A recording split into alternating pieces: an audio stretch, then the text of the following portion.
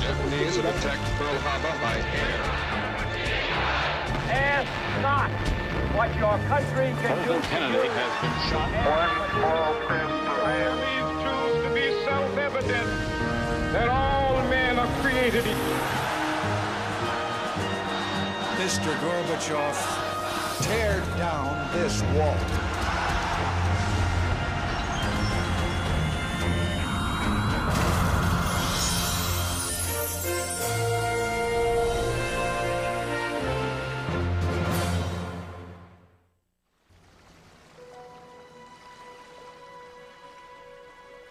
Pier 54, New York City.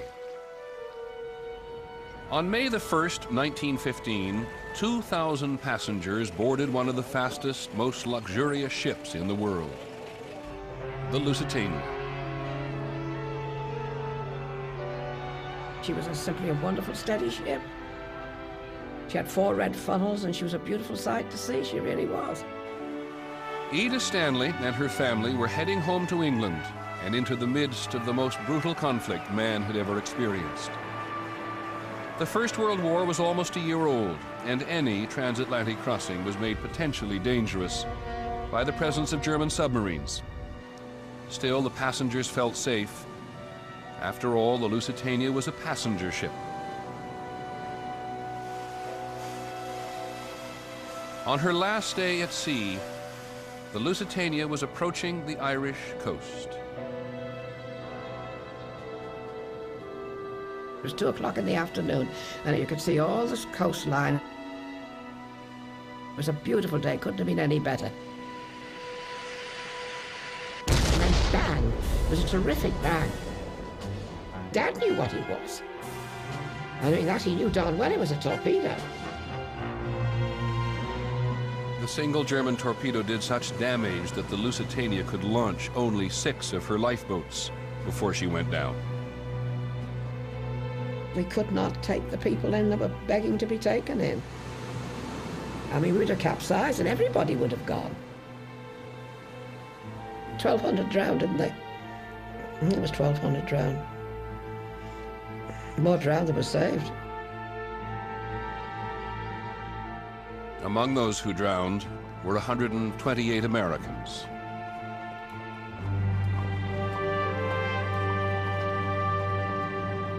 The memory has faded for all but a very few, some of whom you'll hear from.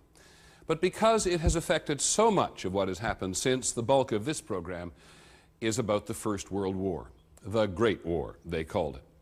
It began in June of 1914 with the assassination of the Archduke Franz Ferdinand of Austria-Hungary. He was shot by a Serbian nationalist in Sarajevo. Ferdinand had governed in a circle of European royalty that also included the King of England, the Tsar of Russia, and the Kaiser of Germany. And together, their colonial empires dominated most of the Earth's population. And when the competitive Kaiser seized upon the assassination as a pretext to begin a European war, he found the other royals only too willing to go along. All of them sought to widen their influence. None could possibly realize how radically they were about to alter the course of the 20th century.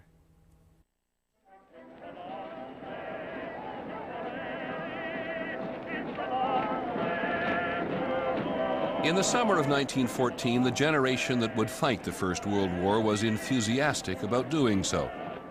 Those young men who were so quick to answer their nation's call to arms had no reason to anticipate the hell ahead.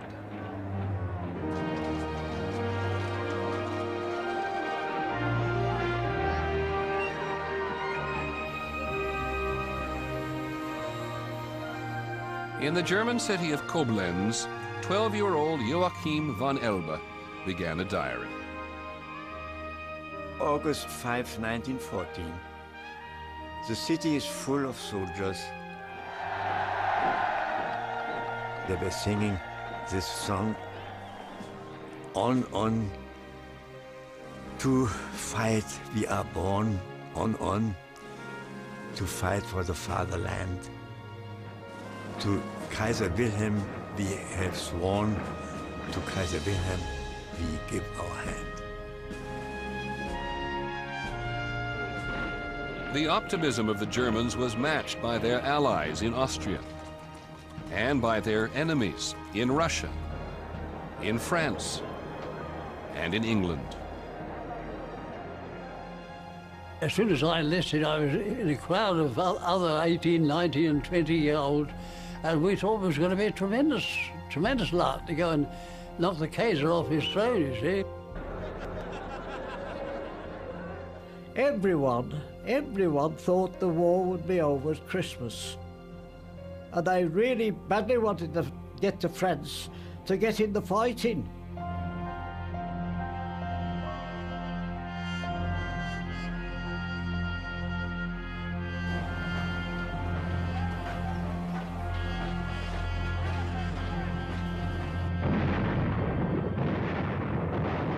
The Germans attacked first, and very quickly they were through Belgium and into France. The romantic notion of war that so many young men carried into battle was very quickly shattered. The new weapons of war were so ferocious that by the end of the first year, French casualties alone would approach 1 million men.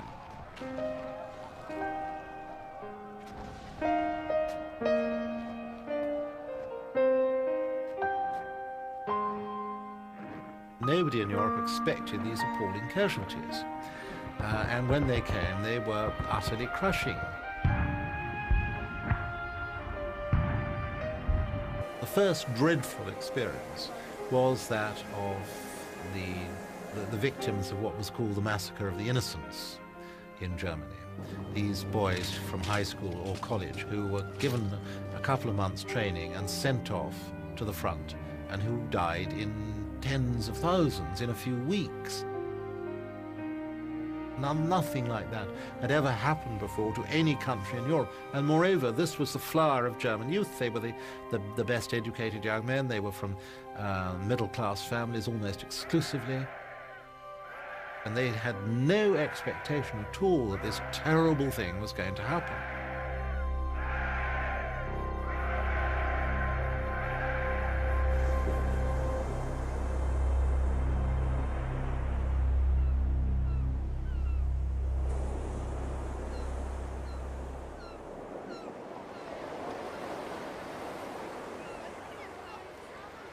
Americans had never dreamed that a war on the other side of the ocean could affect them.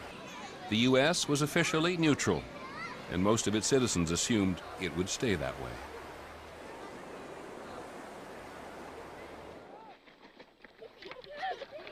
People were going about their own business, object being to make money, good business. Everything was very pleasant indeed. It's hard for people who weren't there then to realize how enormously the world has changed. On New Year's Day, President Wilson had open house at the White House. And you could go down, and we went down once. I was a little kid, I was taken along. Went down, we stood in a little queue, and it moved up, and we all went through and shook his hand. Shook hands with the president on New Year's Day. But certainly America was changing. The pace of life was quickening. Almost overnight, Henry Ford's historic assembly line had lowered the cost of making cars, as well as the cost of buying them. The mass-produced Model T came in one color, black. But at $295, it was the first car priced within reach of ordinary Americans. We played baseball in the streets, and there was no problem playing baseball when horses and wagons dominated the traffic. It only became a problem when automobiles and trucks came in.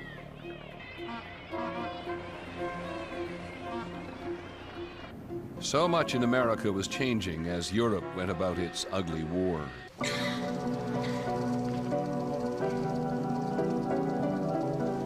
At this first movie that I attended, I recall the scene where there was a great deal of shooting.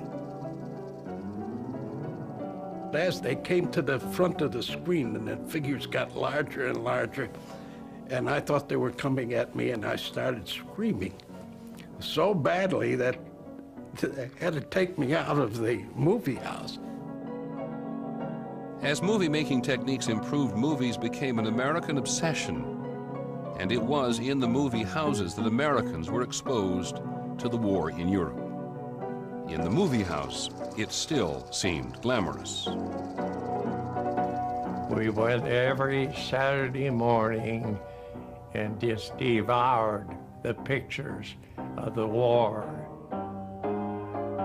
Beautiful uniforms, the dashing mounted cavalry with their flashing sabers in the sun riding into battle, and oh, I thought that would be something else. I was just aching to go.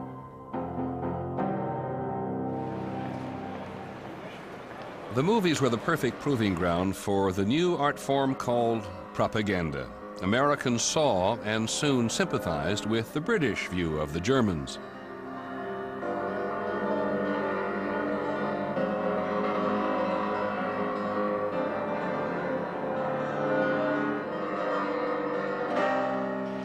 By early 1915, the war in Europe was good for America. U.S. banks were lending huge amounts of money to Britain and France, who in turn used the money to buy arms from American factories. With the war, Americans were in the greatest economic boom in their history. During the war, everybody worked. Before the war, my father brought home $6 or $7 a week. Now he brought home checks for $100, $110 a week. It was like bringing home a check for $1 million. The war had another effect. It virtually cut off European immigration to the United States, causing a labor shortage in American factories. And that forced northern employers to look for the very first time at the substantial black labor pool of the American South. Black newspapers who went down south and told them, come on up to Chicago with us. We'll get you a job and take care of you. You don't have to stay down here and be lynched and burned.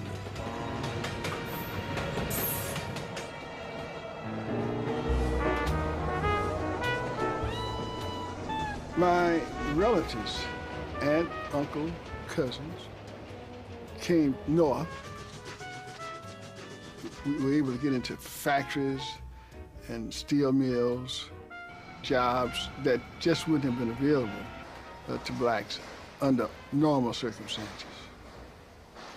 This great migration from the South kept America's economy strong and vigorous, while the increasing economic stake in Britain and France encouraged greater support for their war against the Germans. But the war was not going well, and the idea that Americans might yet have to be involved was now an issue. All over the United States, with the support of former President Theodore Roosevelt, potential volunteers began to train for battle.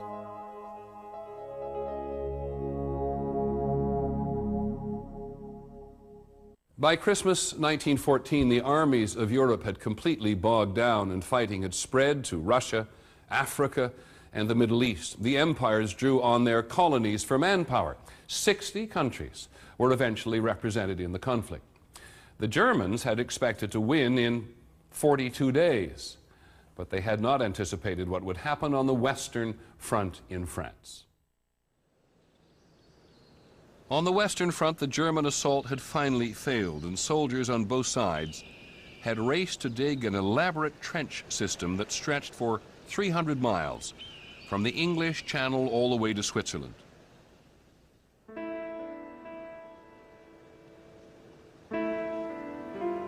On New Year's Day in 1915, the young men who had gone off to fight glorious battles were now trapped in a desperate war of attrition.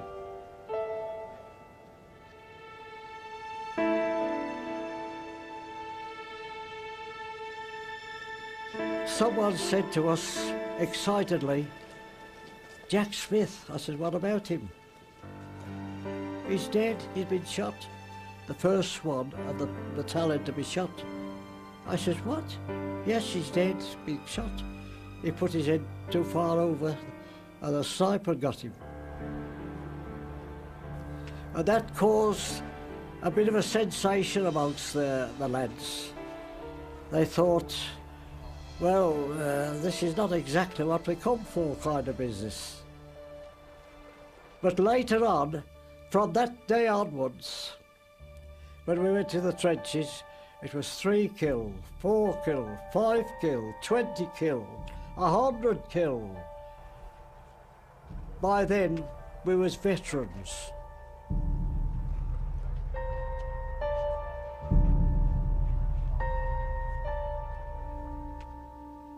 A young American poet, Alan Seeger, was among those looking for adventure when he joined the Foreign Legion to fight for France. His diary reveals how seldom he found it. It's a miserable life, shivering in these wretched holes in the dirt. We're not leading the life of men at all, but that of animals, living in our holes in the ground, and only showing our heads outside to fight and to feed.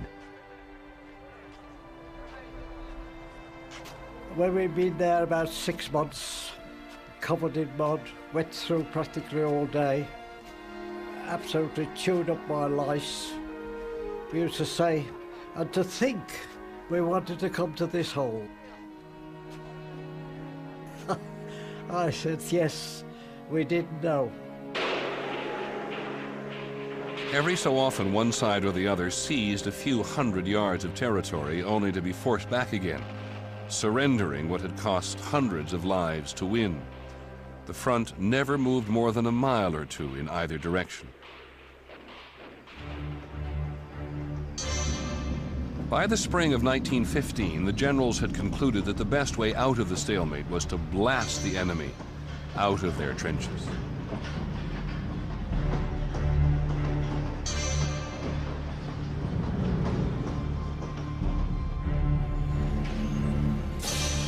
The same factories and assembly lines that had begun to contribute to life in the 20th century were now retooled to create massive killing machines.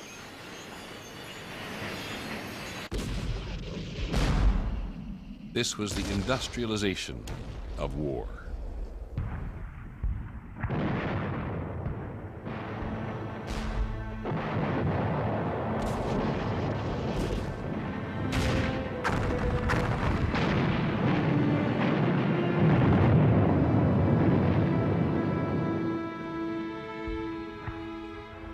There was just the splintered trunks of trees, and there was the quagmire of the shell holes, and no grass.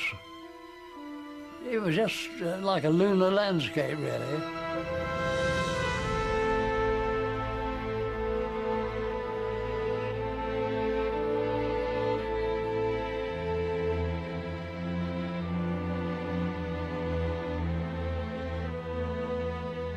At night, the rats, they grew to enormous sizes, feeding on the corpses there.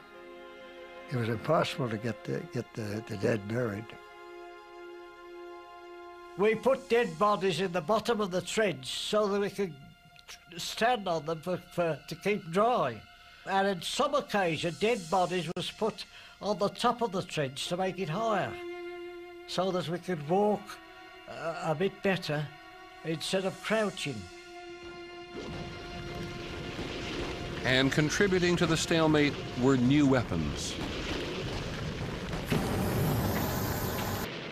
By now, the machine gun had been perfected to the point that a single soldier could command as much firepower as 40 riflemen.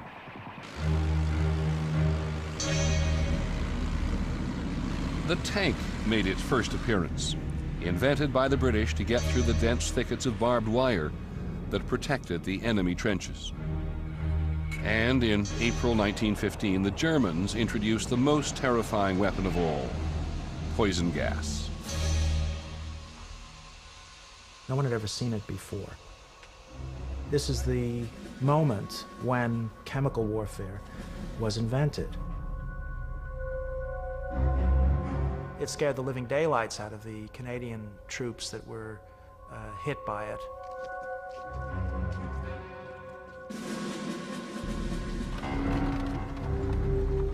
The First World War had become a contest not of fighting spirit, but of technological might.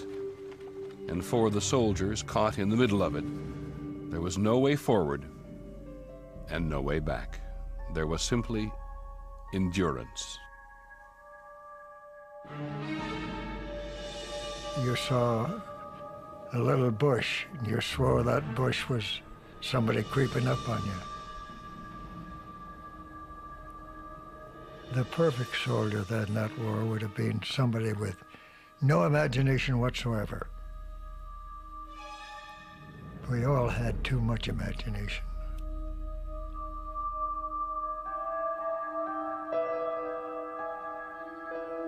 So many men who had been through these dangers and anxieties, their nerve broke and they were the victims of shell shock, you know. There is a breaking point for most people, for everybody really. Robbed of all humanity and courage and everything else that makes life worth living, really. He's descended to something less than human.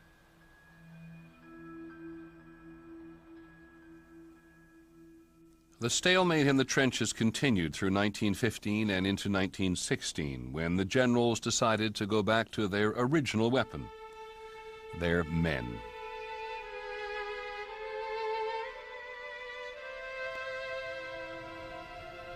The River Somme, northern France, early summer 1916.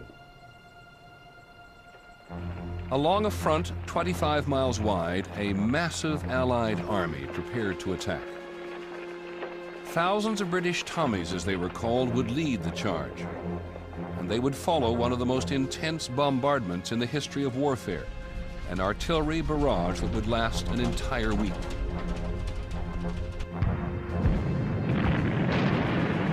The Battle of the Somme was about to begin. There must be 1,000 guns if there was one. It was a terrible roar from morning till night.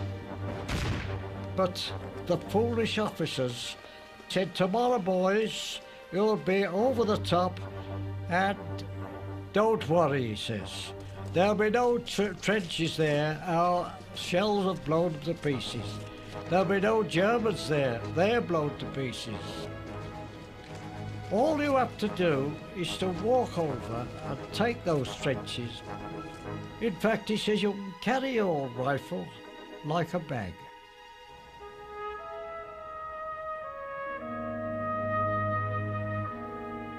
The Germans, after the shelling, they simply come out of the dugouts, grabbed their machine guns, and then waited for the Tommies. They just simply swathed them down, so you're cutting down grain. They didn't get 200 feet from the trench. One German machine gunner said, "I stopped firing because I was sickened by what we were doing."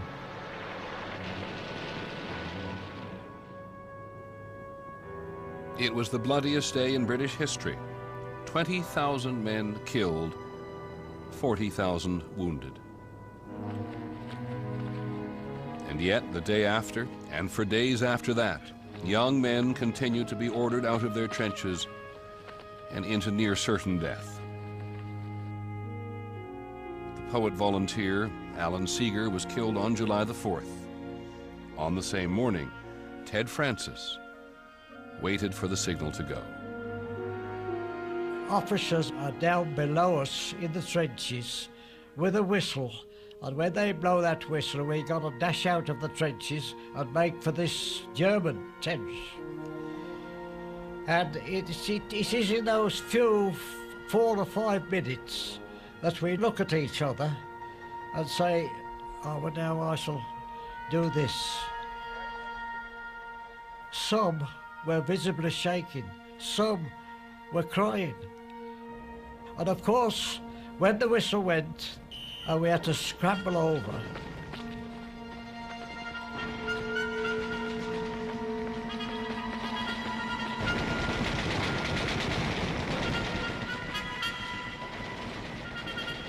The Battle of the Somme would come to define the futility of the First World War. It went on for 6 more months at a cost of 1 million men. And at the end of it, the Allied armies had moved a grand total of 5 miles. The guns of the Somme were so loud and so insistent that they were heard across the English Channel in London, 150 miles away.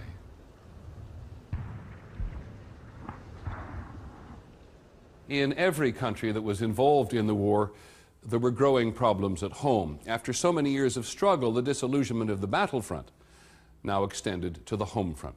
Russia, in particular, was ripe for revolution. Its people were starving, and its battered army was on the verge of defeat. In February 1917, a food riot broke out in the city of Petrograd, which had been called St. Petersburg. In no time, Russia was embroiled in full-scale revolution. The ruling family, led by Tsar Nicholas, was brought down. 300 years of royal rule were replaced by a provisional government that stubbornly decided to continue the war. The Germans chose this moment to help a Russian revolutionary return home from exile, a man who spoke for a socialist movement known to Russians as the Bolsheviks. His given name was Vladimir Ulyanov. He's better remembered as Vladimir Lenin. Sasha Bryansky served as Lenin's bodyguard. He spoke with a lot of gestures, thrust forward, calling us to advance, saying power had been taken over by the bourgeoisie that went on with the bloody war. A new order had to be established to ensure the power of the working class. Lenin and the Bolsheviks hoped to create the world's first communist state, where all land, capital, and political power would be given to the people. For many Russians, it would mean the end of privilege. Victory of the Bolsheviki would mean the end of Russia. That we knew. I remember one evening at our country place, I was running down the lawn to call my mother to tell her that supper was ready. And I suddenly stopped. And there was all the beauty around. The roses, the trees, the park, the lawns. It was a beautiful place. It was sunset. And I stopped and said, all this disappears. All this will be gone. That was the one moment I remember, that feeling of fear that the whole world of which I was part was disappearing. And it would.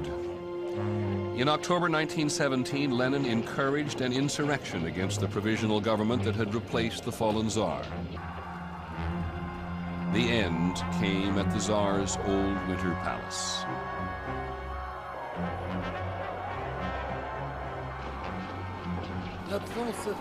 I ran up the carpeted stairway. In the very first room, I saw soldiers standing with their rifles ready. I shouted, "Down! Put down your weapons!" Defenders just dropped their weapons and left.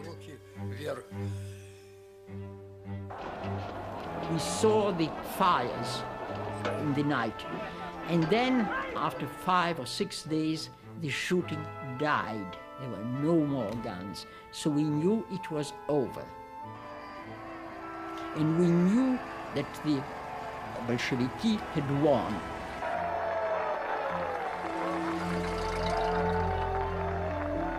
With Lenin's victory, Russia quickly withdrew from the war. But the Germans had seen their plans succeed only to find that they now faced a new opponent.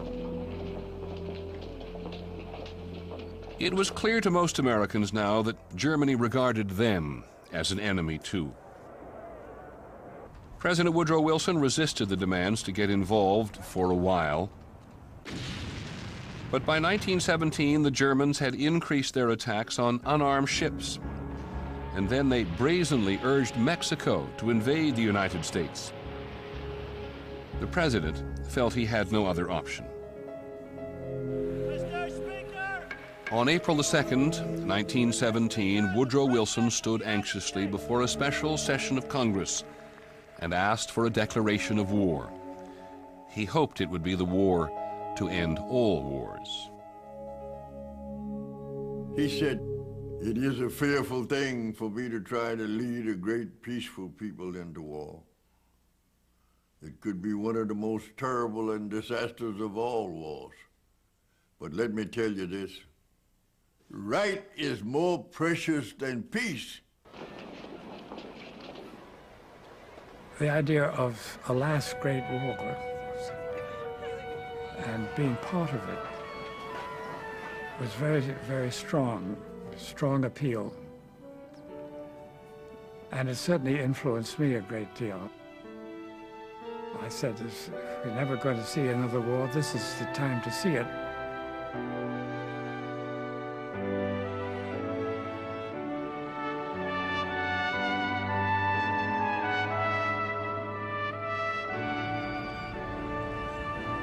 In the summer of 1917, American troops landed in France, returning the favor of Lafayette, the French soldier who had fought with America during the Revolutionary War. One of the officers, he said it loud enough for everybody to hear it. "Lafayette," he was waving his hand. "Lafayette, Lafayette." I didn't know who Lafayette was. "Lafayette, Lafayette, we are here."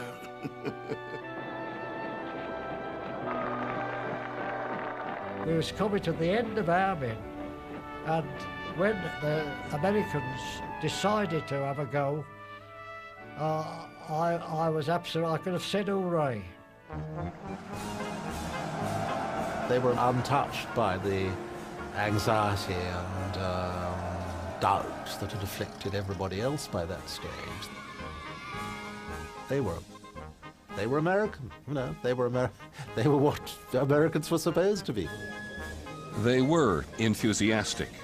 They were also badly armed, poorly trained, and like the Europeans before them, completely unprepared for what lay ahead of them.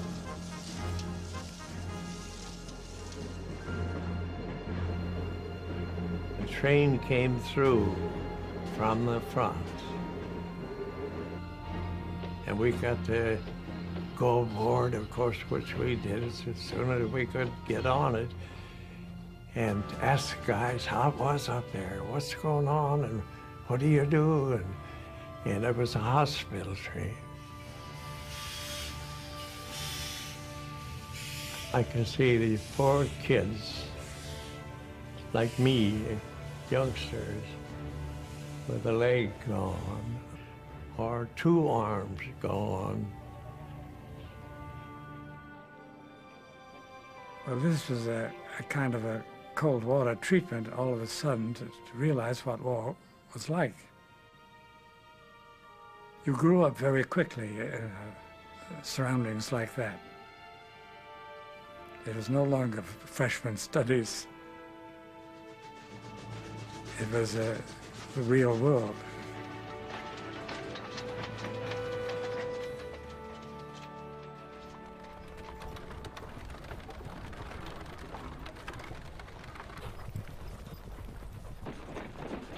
By 1918, with thousands of Americans pouring into France every day, the Germans decided they had to do something massive.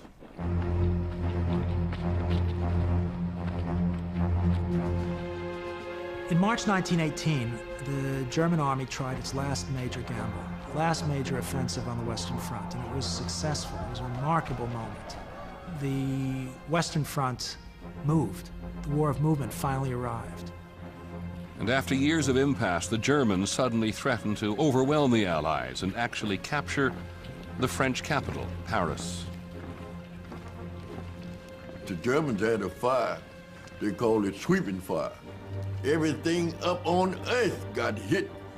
They either was wounded or died. The threat to Paris was so severe that 1 million people simply left the city. The Germans got to within 30 miles.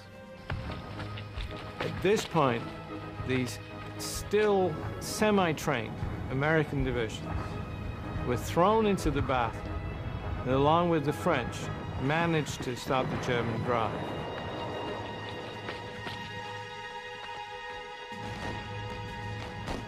The Germans had put everything into this last desperate effort, and when it was over, they were finally spent. Along the Western Front that autumn, the focus shifted from war to peace.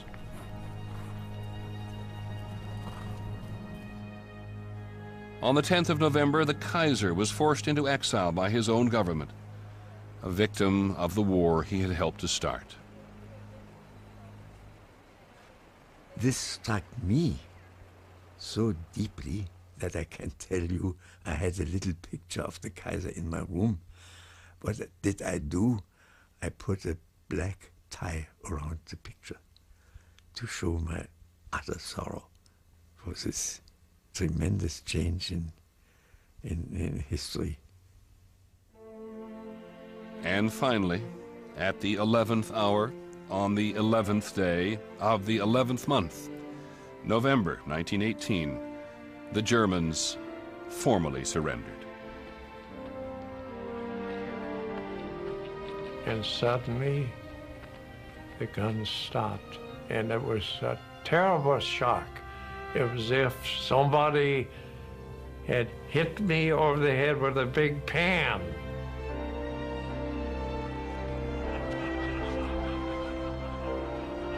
That sudden hush, after 4 years of continual gunfire, had become part of our life. There seemed to be something missing. We didn't believe it, you know.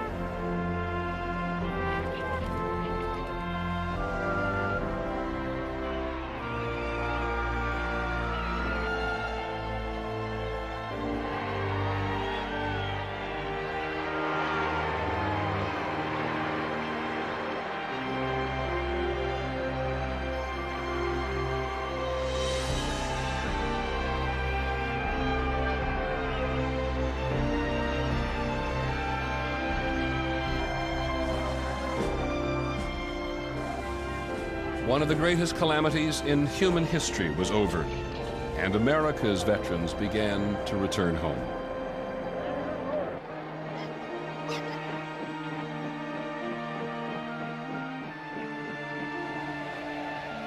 The trouble was that having made the world a safer place, American veterans returned to a very uncertain future. The economy that had boomed during the war was now shrinking. Factories were laying off workers, just as veterans came looking for jobs. We had no help to find a job, no grants to go to school and finish our college education. When you took your discharge, that was it. You had no more connection with the government or they with you. You were on your own.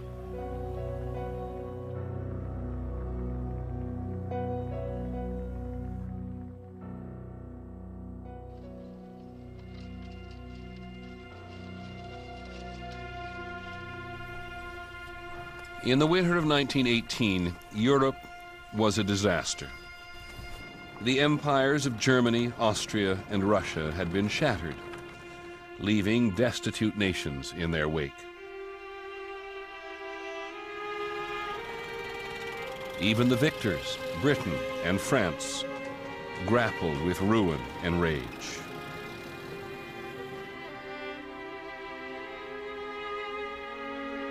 In all, 9 million men had died. Every family had lost someone: a father, a son, a brother, a cousin, a friend.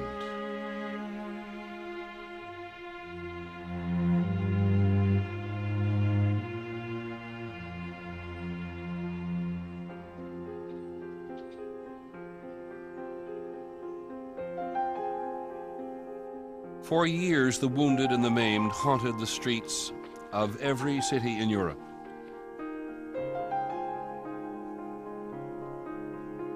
And even those who had escaped physical harm were forever changed by the Great War. Sometimes I'm thinking about the war 2 and 3 o'clock in the morning. My brother being hit, my best friend being killed. I wonder while I'm lying in bed, how is it that I'm lying here and they're all dead? Well, I lost all my youth. I lost the best years of my life, you might say. And I lost so many friends. It was all lost for me. I mean, a few medals don't make up for that, you know. Nobody wins in a war. They lost. We didn't win.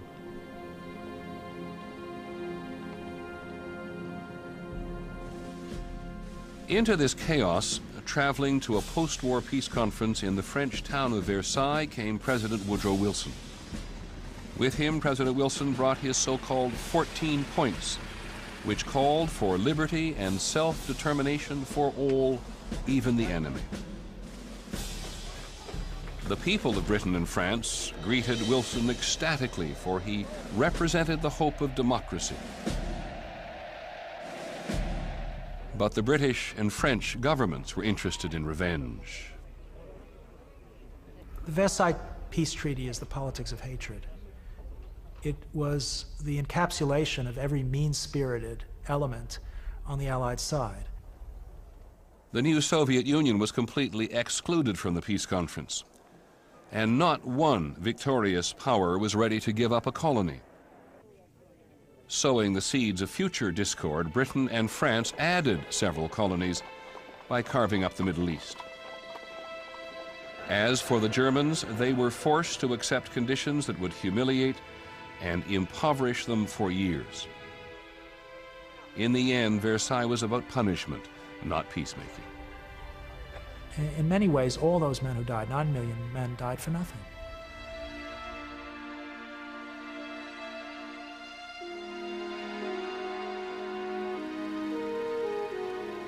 Almost before it was over then, it was clear that the legacy of this war would be anything but the end of all wars. Within 30 years, these same nations would all fight again over precisely the same ground.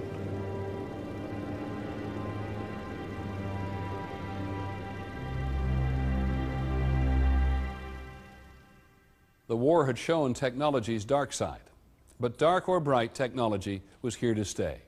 And in the decade that followed, an electric pulse of change ran through America. We'll see that on the next episode of The Century, America's Time. Thank you for joining us. I'm Peter Jennings.